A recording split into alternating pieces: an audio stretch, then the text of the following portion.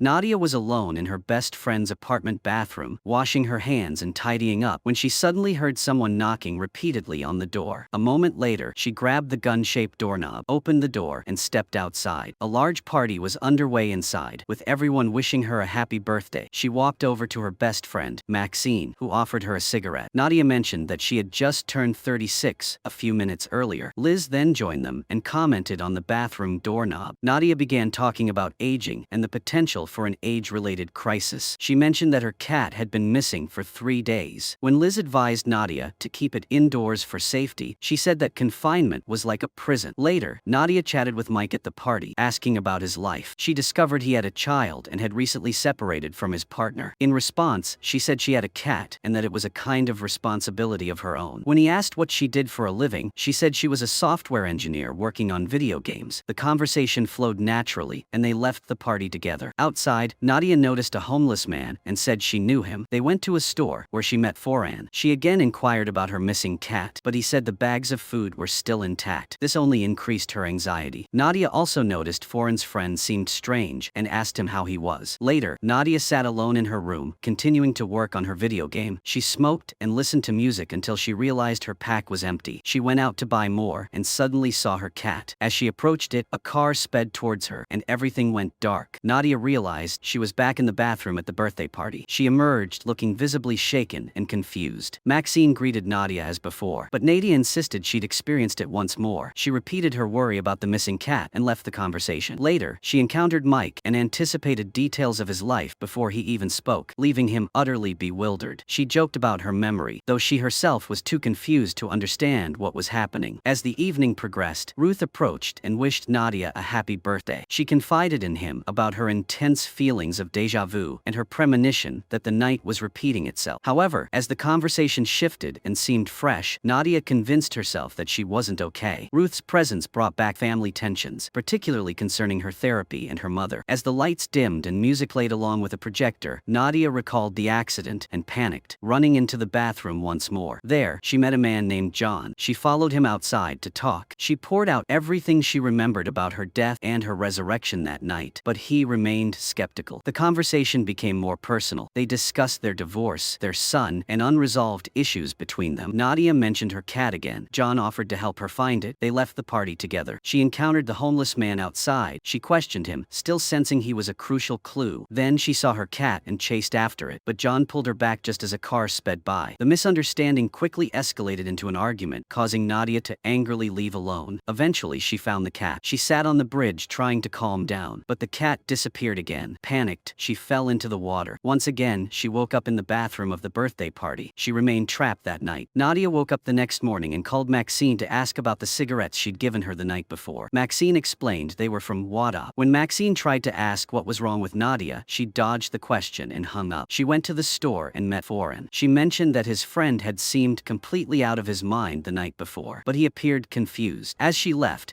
a message for Wada, emphasizing that she needed to speak to him urgently. Then she texted John asking if he'd smoked anything Maxine had brought to the party. Afterward, she went to work, but she received a call, so she rushed off again. Nadia found Wada and confronted him about the cigarettes he'd sold to Maxine. She pressed him to confirm if anything had been mixed in. He said it was just happy powder, although not from a familiar source. Nadia explains that she's tried many things in her life but never experienced dying and coming back to life. Shortly after, John calls her. She tries to explain that Maxine gave her something at the party and now things are going wrong. She even starts thinking about the possibility that she's actually dead. She hopes John will help her understand, but the conversation quickly becomes tense. She accidentally falls into a hole in the sidewalk, leading to another death. Once again, Nadia wakes up in the bathroom at her birthday party. This time, she takes Maxine's cigarettes and confronts Wada. She demands that he tell her exactly what's in them. Dr. Daniel explains that it's not happy powder, but ketamine, sometimes used in experiments to help people cope with depression and serious illnesses. Nadia tries to explain that she's repeatedly dying and coming back to life in the same night. Instead of believing her, the doctor pressed her about her family history of mental illness. Angry and frustrated, she leaves. She sees Foran's friend. Nadia follows him, hoping he has something to do with what's happening, but once again, she falls and dies. She wakes up in the same bathroom from the party. She approaches Maxine, trying to explain everything she's discovered about the ketamine in the cigarettes and how it's affecting her reality. Maxine can't understand understand Nadia's logic and dismisses it as nonsense. Nadia walks away dejectedly, falls down the stairs, and restarts in the bathroom again. The loop continues. Every attempt by Nadia to warn Maxine or seek help ends the same way. Maxine insists it's just happy powder and reiterates that they've used ketamine before without any problems. When Nadia pleads for help, Maxine begins to find her behavior erratic and alarming. This reaction infuriates Nadia and leaves her utterly desperate, so she gave up trying to fix things. She spent the night drinking, smoking, and numbing herself until she passed out on the sofa. Then she woke Liz up and asked for help. Liz set up a ladder so Nadia could leave the apartment without taking the stairs because she was now terrified of dying that way again. Afterward, she went to find Ruth and finally confided in him about her current terrible state. She described the turmoil in her mind and questioned her mother's past as well as her own emotional trauma. Ruth advised her not to conflate her mother's illness with her own pain. Then, Nadia revealed everything that had happened, including how she had died and come back to life multiple times in the same night. Ruth took it seriously but responded by arranging for her to be taken to a psychiatric ward. During the trip, two men questioned her. She answered curtly, frustrated by their lack of understanding. When they tried to administer a sedative, she resisted, distracting the driver and causing an accident. The collision claimed her life again, and she woke up in the bathroom at the birthday party. This time, she chose to stop resisting. She relaxed, sipped her drink, and allowed herself to enjoy the party. As she wandered around the room, she saw John on the other side. She walked towards him. At that moment, the flowers in the nearby vase suddenly withered and died. Nadia woke up once more on her sofa. Now she was wearing John's coat. She went straight into the bathroom and encountered a man. She asked him if anything strange had happened in that room. As she was still seeking confirmation that the world around her was unusual, she left and went outside to meet Maxine. She took a picture of a Hebrew inscription on the building and showed it to her friend, pointing out that the place had once been a Shiva chariot, and the words carved in the stone looked ominous. Maxine explained that the building used to belong to a religious congregation, which had later moved to number 14. Curious, Nadia went to the address and met Sifra, asking if she knew anything about the old building. Sifra explained that the rabbi would know more, but she immediately stopped Nadia from speaking to him, saying he was busy and couldn't see visitors. When Nadia pleaded, Sifra became suspicious and explained that she couldn't allow a single woman out in public to speak to her husband. Sifra implied that she didn't trust Nadia's intentions. Nadia insisted she was married and called John for help, promising to explain everything later. Finally, he arrived, and they returned to the building together. Sifra remained suspicious of their story, but eventually allowed John to speak with the rabbi. He introduced himself and asked many questions about Yeshiva. Reading directly from a piece of paper Nadia had prepared for him, he brought up the building's past and asked if anything unusual or disturbing had ever happened there. After a while, John began to confide in her about his life and the breakdown of his marriage. He then left the building and met Nadia waiting outside. She eagerly pressed him for details of their conversation. John became angry and demanded to know what was really happening to her, but she couldn't explain the truth. Later, back at her apartment, they continued to argue. However, John explained that the clergyman had said the building had been sold because no one wanted it anymore. He asked why she was so concerned about it and if she was really okay. She said she was fine, while he began rambling about his intention to return, but she refused. John angrily tells Sifra that the priest thinks he's using her as a distraction from his own emptiness, only to realize she's not the distraction, but the emptiness itself. Hearing this, she breaks down and spends the night drinking and wandering outside. Nearby, she observes a homeless man and learns he wants to be called Horse. Nadia notices he's not wearing shoes, and he explains someone stole them at the relief station. He then offers to cut her hair. She agrees without thinking. They huddle together under a thin blanket to keep warm, but the cold becomes unbearable. That night, Nadia freezes to death. Once again, everything restarts, and she wakes up in the bathroom at the birthday party. This time, Nadia approaches Maxine and says she's leaving. She struggles to explain what's happening to her, but her friends still can't understand. Outside, as she searched for Horse, John called to remind her that Maxine had invited him to a party. He asked if she was there. Nadia denied it and made it clear that she wouldn't be returning. Later, she tracked Horse's whereabouts and found his belongings. She followed him to a relief station. When she caught up, he was preparing to go to bed and didn't notice her, but she still positioned herself as his guard. She stayed by his side to protect his shoes. During the night, another man tried to steal them. Nadia woke up just in time to stop him. In the morning, Horse woke up and once again offered to cut Nadia's hair. Later, Nadia found herself trapped in an elevator with Alan in it. He looked visibly anxious, and then the elevator suddenly stopped. She realized they were probably going to die. Alan reacted calmly and revealed that dying and coming back to life no longer frightened him because it happened happened to him all the time. Alan woke up in the bathroom of his apartment and started his day listening to a recording affirming the importance of being loved, living a balanced life, and mastering oneself while packing his belongings. His routine seemed practiced, as if he were forcing himself to stay strong. He paused briefly to look at the ring before leaving the apartment. At the entrance, he politely held the door open for an older man. The man thanked him, and he continued walking, the positive affirmations still echoing in his ears. Alan went to his girlfriend Beatrice's apartment, where the atmosphere seemed quite tense. He wanted to talk and mention a long trip he had been planning for months. Then they got drinks and sat down to talk. Beatrice began hinting at her intention to break up, and the tension between them escalated. Alan angrily knocked over his glass of wine and immediately cleaned up the mess. He revealed that he intended to propose to her. She coldly apologized. Then Alan left the apartment. Later, he spent time alone in a bar. Then he returned home, where he immersed himself in video games. He ate a lot, played for hours, and turned his apartment into a mess. Finally, Alan passed out. He received a text message from a friend inviting him to meet at a cafe. He carefully planned his time, deciding to exercise first, get ready, and then go out. When he opened the door, he encountered Adre, the girl he had asked to feed the fish while he was away. He explained that the trip had been cancelled because his relationship had ended. Alan then paid her double the agreed-upon amount and asked for her opinion of him. Adre bluntly stated that if it weren't for the money, she wouldn't even have spoken to him. Next, Alan met his friend Farron, and they talked about the breakup. Farron was shocked, especially after he learned about the intention to propose. Alan insisted that Beatrice wasn't the right person for him. His friend wondered how he could be so calm after ruining his life, but Alan believed he was finally doing things the right way. Later, he visited his mother, Dr. Javari, and tried to explain that something important had happened, but she ignored him and advised him to go back to work. When he mentioned the marriage proposal, she reacted too quickly and assumed it had been accepted. So Alan let the misunderstanding continue and left without being able to clarify things with her. He stepped into the elevator, where Nadia was already inside. The elevator stopped, swallowing them both. At this moment, Nadia foretold that they were probably going to die, and Alan admitted that this happened often. The loop restarted, Alan waking up in the bathroom of his apartment. Nadia was in the bathroom at the birthday party. They repeated their routines almost exactly the same way. When Alan visited Beatrice again, she mentioned another man named Mike. He realized that she had deceived him. She explained that it all started by chance, but then she found it increasingly difficult to admit it because she was afraid of Alan's emotional vulnerability and his potential for self-destruction. Back at his apartment, Alan searched for Mike online and discovered a photo of him with Beatrice. He angrily smashed his laptop. Meanwhile, Nadia was pursuing her own lead. She visited a jeweler, pretending to have a memory problem for names to get information. She described Alan as her boyfriend, hoping to find out his identity. When the woman refused to help directly, Nadia found another way and discovered his identity was listed in online reviews. In another development, Alan met Farron again, and they talked about the affair. Farron admitted that he had never liked Beatrice. He recounted that his ex-girlfriend had also cheated on him, and they had sought couples counseling. Alan dismissed the idea, saying he could heal on his own, but her friend said that no one can heal on their own without help. Meanwhile, Nadia finally found Alan and confronted him. She explained that they lived in the same neighborhood and were trapped in the same recurring nightmare. She even suspected they might be the same person. She tested the idea by burning her hand to see if he would react. She remained calm and steadfast, convinced that this was a problem they could solve together. Afterward, Nadia invited him to her birthday party and then left. A while later, Alan confronted Mike, venting his anger through violence. Mike defended himself, saying that Beatrice was unhappy and that he was just an excuse for her. Devastated, Alan left, clutching his engagement ring. He went to the riverbank, gazed at it for a long time, and then threw it into the water. Because he was standing too close to the edge, he was swept away by the current and died there. Once again, Alan woke up in the bathroom of his apartment. This time, he wore a new shirt and noticed the ring was missing from the box. He chuckled and decided to go to the party. There, he and Nadia had a serious conversation about what they thought was happening to them. Alan told her that he believed they were in purgatory and that the whole situation was some kind of punishment because he believed himself to be a bad person. However, Nadia didn't accept that idea and said that she didn't believe herself to be bad. Later, she led him to the bathroom door and showed him. She explained that it was like some kind of magnetic field. This strange phenomenon was like a black hole constantly pulling them into the same situation. After a while, Alan insisted that Nadia double-check his theory because maybe he was right. So, as a birthday present, she challenged everyone at the party to honestly say if they thought she was a bad person. Because the moment was so awkward, Maxine interrupted and told everyone to continue enjoying the party. A little later, Nadia and Alan resumed their debate about whether his theory theory was actually true. They encountered John, whom she had dated for a year. It seemed that during their relationship she should have met Lucy, his daughter, but she canceled at the last minute. Nadia told John that the only reason she couldn't come was because she overslept. She mentioned her plan to give Lucy a book that day. She then tried to rectify her mistake. That night, Nadia went home with John. The next morning, she decided to retrieve the book she had left at Ruth's house. She got up at 6 a.m. and went there, asking for the book back and asking some strange questions, such as whether she could regret dying right now. After searching for a while, she found the book. Unfortunately, a gas explosion killed both of them. At the same time, Alan also died in a bicycle accident. In Nadia's subsequent death, she was once again killed by a gas explosion. Alan, on the other hand, died in a car accident. This time, Nadia decided she had to go to Ruth's apartment that night to find the book instead of waiting until the next morning. But when Nadia entered, Ruth mistook her for a burglar and opened fire. Meanwhile, Alan was walking on the sidewalk with two women ahead of him. They thought he was following them, so one of them sprayed him with pepper spray, causing him to die from an asthma attack. When Nadia was resurrected at the party, she told Alan that she was very worried about how these continuous loops were affecting everyone around them in their timelines. Furthermore, they realized they seemed to always die at the same time and counted that each of them had died 15 times already. She feared that others might be harmed by what was happening. Once again, she decides she needs to make amends with John and Lucy, but when she arrives at breakfast and sees them, she decides not to approach, believing that staying away might protect Lucy from witnessing someone's death. Meanwhile, Alan notices Mike at Nadia's birthday party and confronts him. Mike tells him that Beatrice didn't choose him over Alan. She chose not to be with Alan at all. Ultimately, Alan and Lucy survive the night, but he discovers his fish is missing. Although his suspicions remain unconfirmed, both realize they are actually dying at the same time. Just then, an air conditioner falls straight onto their heads, killing them once again. Later, Alan and Nadia have another argument about what's happening to them, hell, or whether they are the same person, experiencing the same thing. During their conversation, Nadia noticed one of the first video games she had ever designed sitting in Alan's living room. He complained that he hated the game because it was too difficult, so she decided to try it herself and realized it was indeed very difficult. Meanwhile, she asked Alan how he had died the first time the loop started, but he couldn't remember anything. Nadia realized this difference was crucial because she remembered very clearly how she had died. She believed this lost memory could be a clue. Later, Nadia took Alan to see Ruth and tried to convince her to use her therapy expertise to help him remember. Ruth refused, saying she wasn't a psychic. But when Alan confessed he didn't want to see a psychologist because he was afraid of being considered insane, Ruth replied that they never used the word insane there. During their conversation, Ruth recounted how Nadia's mother had smashed every mirror in the house because she believed seeing her reflection was proof of her existence. However, the situation remained unresolved because Alan was still too frightened. Later, while walking together, they discovered they were both allergic to him. At a subway station, a giant swarm of bees caused a panic, with people fleeing in fear. In the ensuing chaos, both of them lost their lives. After coming back to life, Nadia insisted on staying with Alan all night to find out how he had died the first time. So, they decided to go to Beatrice's house. There, the same thing happened again. She demanded to break up with him. Nadia defended Alan and scolded Beatrice. When they were kicked out, she said she felt great because it was the first time she had stood up for someone. Afterwards, they went to a bar, the place Alan intended to go to for drinks. Later, Nadia admitted that she had slept with Mike when things first started. She also mentioned the necklace her mother had given her, but when Alan tried to ask more about her mother, she changed the subject. Afterward, they went back to her apartment and lay down on the sofa together. Alan disguised himself as Mike, and Nadia pretended to be Beatrice to confide in him. After a while, when he was fast asleep, she secretly left the apartment. She took his shoes to give to the horse. She also gave him her Krugerrand coin. It was the last remaining coin from the set of 150 gold coins that her grandparents, Holocaust survivors, had invested long ago. Then, Nadia took Horse to the shop where she remembered seeing Alan the first night. When she returned to the apartment, she discovered he had cleaned the room. He had taken out old photos of her and her mother and hung them up, even though she always kept them hidden under the bed. Seeing this, she became angry and kicked him out. Later, while Nadia was at Ruth's house, she choked on a piece of chicken and died again. When she revived, she discovered the mirror that usually hung in the bathroom had disappeared. Maxine insisted that there had never been a mirror there. Nadia, panicked, ran to Alan's apartment and apologized for having chased him away earlier. He then told her that he finally remembered how he had died the first time. He explained that he had jumped to his death. Nadia confessed that she had overheard him in the store that night and intended to help him, but instead got distracted and decided to go tease some guys on the street. She realized that if she had helped him then, he wouldn't have given up and she wouldn't have been hit by a taxi. Because of this, Alan believed that everything was about morality and right and wrong choices, but Nadia disagreed. She believed the situation was like a computer glitch and their deaths were system malfunctions. She then showed him an orange that looked rotten on the outside but was still fresh inside. This helped her explain that linear time still existed even though everything seemed to be falling apart. They began to think that if they could change their first interaction, things might be resolved. However, as she tries to find him at the store, strange things keep happening. She sees childhood versions of herself, and each time she dies instantly. As the loops keep restarting, fewer and fewer people show up at the birthday party. This sight causes Nadia to break down and die again. Then, she recalls a moment from her childhood when her mother, Lenora, bought too much watermelon at a store. The employee gets angry and yells at her. Lenora tells Nadia to go and talk to the manager. The flashback ends, and Nadia finally arrives at the store with Maxine and Liz. There she meets Alan again. He approaches and greets her two friends, confusing them because they don't know who he is. Then, Nadia sees her child version running around the store and starts chasing after him. When the two confront each other, the child version starts bleeding from her mouth. In fact, Nadia's nose is bleeding. Not long after, she died again. However, before she breathed her last, Alan managed to take her to his house the next time. In another flashback, Nadia's mother once again behaved strangely. When Nadia came back to life, not only were the mirrors and everyone gone, but now, even the bathroom door was gone. Finally, only Maxine remained in the apartment. Soon after, Nadia and Alan became afraid that the people they loved were gradually disappearing from their world. She also revealed that she had done something bad when she was a child. Alan advised them to go and make amends, as that might be the solution to break this loop. However, Nadia said she couldn't because her mother was gone. Meanwhile, Alan decided to go see Beatrice and tell her that he finally understood her feelings and choices. Later, when Mike arrived with his son Edson, the two men treated each other very amicably and politely, without any conflict whatsoever. Meanwhile, Nadia visits Ruth. While there, she feels a deep guilt, believing she betrayed her mother by wanting to live with Ruth instead of staying with her. During their conversation, Ruth makes Nadia a cup of tea, and this time the apartment doesn't explode. This seems very important to Nadia. Later, she finds the book she intended to give to John's daughter and goes to where they were supposed to have afternoon tea together. She gives the book to Lucy, but suddenly finds a childlike version of herself sitting in Lucy's place. Back in the flashback, Ruth is trying to coax Nadia to eat something other than just watermelon. Lenora enters the bathroom and begins angrily smashing things, and Ruth tries to calm her down so she doesn't act that way in front of her daughter. However, Lenora smashes every mirror in the apartment. When Nadia wakes up again in Maxine's bathroom, she finds the party bustling with people again, just like at the beginning. Joyful and relieved, she enthusiastically greeted everyone she met. When she decided to leave, Maxine playfully spilled a drink on her. Instead of getting angry, they both burst out laughing. Outside, Nadia felt terrified as she had to go down the stairs. She told Maxine she might die if she took that route, so Maxine helped her down. Then, Nadia headed straight to Alan's apartment. Meanwhile, Alan found the ring had reappeared in his suitcase. When he checked his fish tank, he found his fish had returned. After feeding the fish, he went out to meet Beatrice. Unfortunately, when Nadia arrived, Alan wasn't home, and the old man living in the building refused to let her in. He advised her to quit smoking because his wife had died of lung cancer. Nadia spoke gently to him. The conversation continued. She asked if he really didn't intend to let her in. The old man replied that he couldn't. After leaving the building, Nadia found the horse sitting in the park with her cat. Meanwhile, Alan went straight to her party and spoke with Liz. Noticing Nadia wasn't there, he left and went to the store. There, he asked Farron if she knew where Nadia was. Farron replied that she was probably at the park with her cat. Just then, she walked into the store and met Alan, but she was with Mike. It turned out that Alan was actually in one world searching for Nadia, while she was in another world searching for him. In her world, Alan was drunk and constantly knocking things over in the store. In the other world, Alan was trying to warn her not to go home with Mike, saying she would be hit by a taxi if she did. But Nadia didn't listen and still turned and left. In a desperate attempt to stop her, Alan sent a picture of her and Mike to Beatrice, hoping it would work. But Mike decided not to answer the phone. Alan had to convince Farron to call Nadia and tell her the exact amount of his college fund. Meanwhile, in Nadia's timeline, Alan's condition was worsening. She wanted to stay and help him, but Farron said that only truly close friends could intervene. Ignoring that, Nadia followed him to a restaurant and quietly observed from a distance. When he left the restaurant, she continued to follow him to the park. There, Alan went to the bridge and gave Horse all his money. At the same time, Nadia in the other reality went to the store where Alan was trying to explain that he needed to save her life. He said he knew where the cat was, and they left together to go to the park. Meanwhile, Nadia in the other world took Alan back to his apartment because he was not conscious. She helped him to bed and recounted his entire story so he could understand what was happening before they both fell asleep. Back in the other reality, as the two were arguing on their way to the park, the taxi sped straight toward Nadia. Alan jumped in front of her to save her. Because it was too shocking to accept, she decided to leave with Mike. Meanwhile, in the other world, Nadia woke up in Alan's apartment. She discovered he was gone. She rushed to the rooftop, fearing he had jumped. A moment later, he appeared and stood beside her. Seeing him alive, she was overjoyed. Alan asked if she would promise him happiness if he didn't jump. She replied that she couldn't make that promise, but the only thing she could promise was that he wouldn't be alone anymore. In the other world, Nadia changed her mind midway. She turned back and chose to walk in the opposite direction with Alan. As they continued walking, they joined a strange procession moving through a tunnel. The film ends here. Thank you for watching. See you in the next video.